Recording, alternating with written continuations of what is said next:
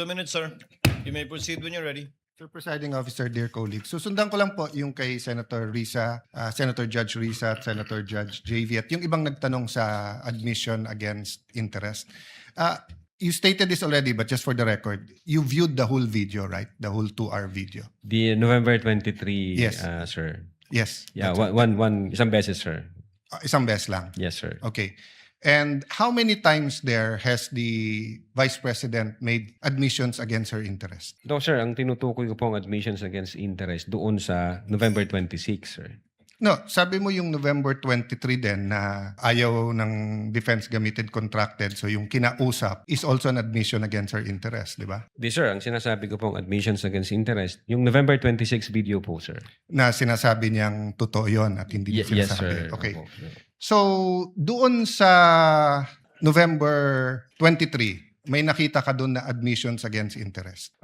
Insofar as I'm concerned, na nireiterate niya. Hindi, not reiterate.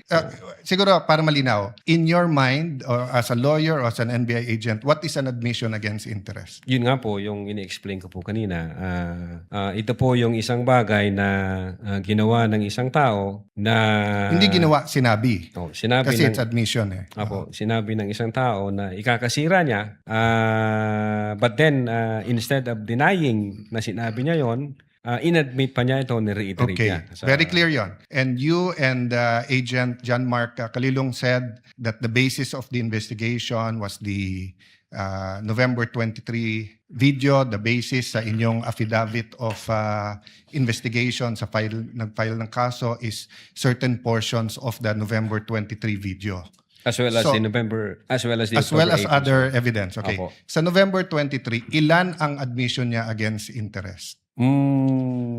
Ang sinasabi ko pong admission against interest, This yung is a new November question. 26. This is a new question. If you evaluated well the November 23 video, is there any circumstance in that video that you believe that the Vice President made admissions against her interest? Plain ho yung utterances niya doon, Your Honor. Yung nakita lang ho namin, yung utterances niya. Insofar as I'm concerned, yung admission against interest nangyari nung November 26. Mr. Witness, sagutin niyo na lang ako. Lahat ng admissions are utterances. Yes, sir. Okay, admissions is verbal. 'Di ba? Hindi to yung parang admission sa court. Pwede mo i-admit yung documentary evidence, pwede yung object evidence, pwede yung statements. When we talk about admissions against interest, especially in context of what we're talking about, may statement na laban sa interest niya. Yes, sir. So tinatanong ko dun sa buong video, meron ka bang nakita? Wala. Yes or no lang yun, meron or wala. O meron at wala, hindi yes or no. Kayo nag-evaluate nun eh. Meron o wala. Admissions against her interest. Yes, sir. The fact na in-utter niya yun. Which one nga? So meron ilan at ano yun? A little leeway, Mr. Presiding Officer, kasi hindi natukoy masyado yung tanong. Senator Yes. Judge Arat may proceed. Yeah. So which statement that? That one you're mentioning now. So yung sagot mo meron. Ang understanding ko, sir, nung sinabi ko yan, I'm referring to the November 26, 2024. Mr. Witness, paulit-ulit tayo. Yes, sir. Burahin mo na yung pinag-uusapan natin you're referring to. I'm asking you a direct question. Yes, Sa sir. November 23, meron o wala bang statements na you will consider in your professional as a lawyer and as an NBI agent in charge of investigating this? Meron ba siyang admissions against interest? Ang tinutukoy ko lang po again, Your Honor, yung 26. No, I don't care. Wala po yung 23. I'm sorry. I don't care, Mr. Presiding Officer, kung anong tinutukoy mo. I'm asking you a direct question. November 23 video. Meron o wala siyang admissions against her interest doon? Attorney Lotok, yes, no, I do not know, I do not remember.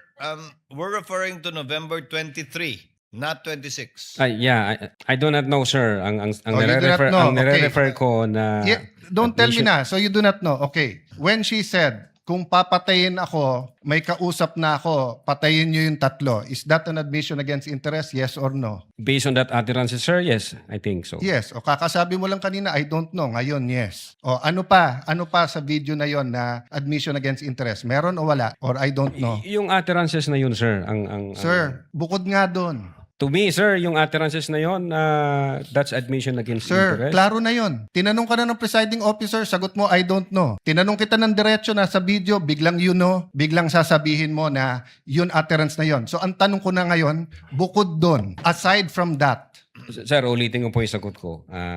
no, you don't need to answer. Yung sinabi ko po na No, I'm admission asking against you, interest. aside from the utterance, the statement, na kung papatayin nila ako, patayin sila. Is there any other utterance during in that video that you would consider admission against In so interest? far as I remember, wala na po yun. Wala na, okay. When the Vice President said, yung pinamigay sa DepEd, isn't that an admission against her interest kung may pinamigay? Siya po yung namigay, sir. So, ikaw ang nanood ng video, ikaw nag-evaluate, ako pa magsasabi sa iyo kung ano laman ng video. Akala ko ba, tinignan nyo ng mabuti yung video?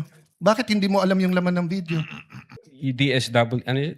Sir, pwede ko pong tingnan yung sinasabi No, niyo. so you do not know what the laman ng video? Again, tinignan ko po ang video one time and ang nag-review po ng video yung agent on case. Yes, but you're the agent in charge and you're the one who filed the affidavit. Okay, Yes, sir. next question.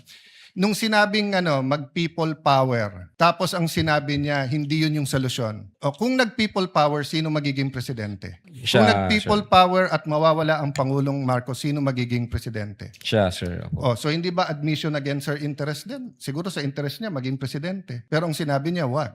I think so, sir. Okay. So I mentioned 3. So my next question. When you have an admission against interest, do you take the whole admission or you can cut it up into parts? Again, Your Honor, yung If my admission against interest is 1 sentence or 1 paragraph or 3 sentences, can you take 1 sentence and say yun lang yung admission and the 2 other sentences are not? Can you divide I think it it up? should be the whole, sir. The whole sentence. So the whole sentence niya, nung sinabi niyang kung papatayin ako, is pinagbibintangan niya yung 3 na papatayin siya. So if you say it's an admission against interest and you believe it, you also have to believe na papatayin siya nung 3. The same thing, if you're going to say na namudmud siya sa DepEd, ang sinabi niya galing sa First Lady yung pera. So you're also going to have to believe that. So if you're going to believe her na yung ibang sinabi is seditious, ngayon sinabi nga niya hindi solusyon ng people power. So as the evaluator, bakit hindi consistent yung evaluation niyo nung video? No, I think yung in so far as people power is concerned, I think sinabi niya yata na, yes ma'am, natutuwa ako dun sa ginagawa niyo. Hindi. You know,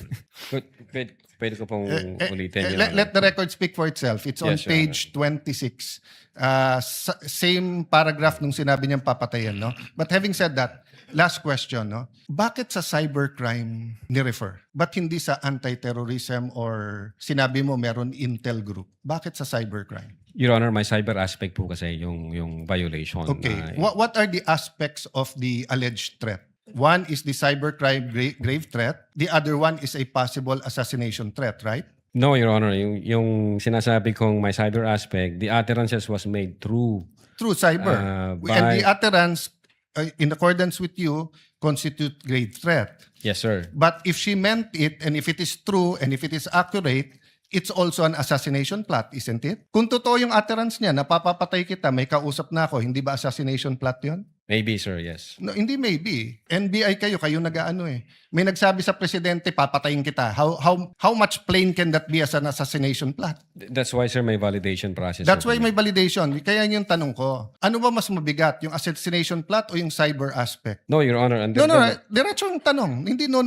Anong mas mabigat? It's a direct question. If you were NBI director now or whatever, you were PNP chief, dalawang iniimbestigahan mo, yung cyber aspect na pwedeng cyber libel, pwedeng grave threat, at yung assassination plot, ano mas mabigat sa dalawa? Ano yung prioritize mo? Your Honor, yung cyber aspect, based on the law, mag-a-add siya ng 1 degree higher doon sa... So, magdidebate tayo kung anong higher, papabayaan mong mapatay ang presidente. Kindly wind up, Senator Yes, Judge. I'm winding up. The point I want to make, Mr. President, is whether I was the PSC, the Executive Secretary, NBI, or an ordinary citizen, my first concern is wag mapatay ang presidente. Yes, sir. But instead of the NBI director taking it upon himself, giving it to the anti-terrorist or to the intelligence, sa cybercrime binigay. Your Honor, again, uulitin ko, yung utterances was made through information and So, communication technology. Kaya may I hope if jurisdiction any on one of my cybercrime colleagues here division. become president, magbago yung attitude ng NBI. Mas importante pala cyber kaso sa buhay ng presidente. Not necessarily, Thank you, Your Mr. Honor. President.